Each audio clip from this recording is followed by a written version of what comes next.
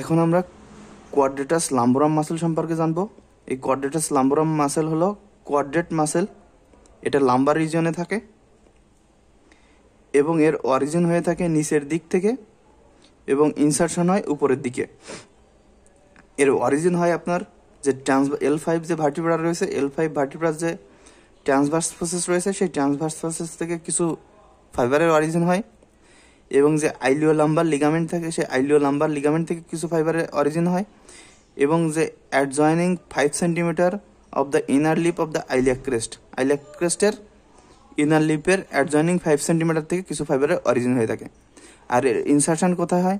Insertion হয় আপনার যে L2, L1, L2, L3, L4 এদের ট্রান্সভার্স প্রসেসে এবং যে আরও কিছু ফাইবারের ইনসারশন হয় আমাদের যে 12 রিব রয়েছে, সেই 12 রিবের যে অ্যান্টিরিয়র সারফেস রয়েছে, অ্যান্টিরিয়র সারফেসের লোয়ার বর্ডারের মিডিয়াল হাফে কিছু ফাইবারের ইনসারশন হয়।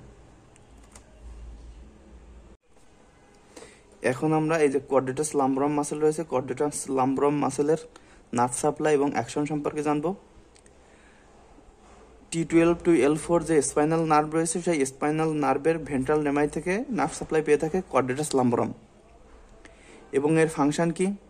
এর ফাংশন হলো যে আমাদের যে 12 রিব রয়েছে, সেই 12 রিবকে ইন্সপাইরেশনের সময় ফিক্স করে রাখে, যার কারণে ডায়াফ্রামের কন্ট্রাকশন মোর ইফেক্টিভলি হয়ে থাকে এবং যখন পেলভিস ফিক্স থাকে তখন এটা ভার্টিব্রাল কলামকে ল্যাটারাল ফ্লেক্স করতে পারে।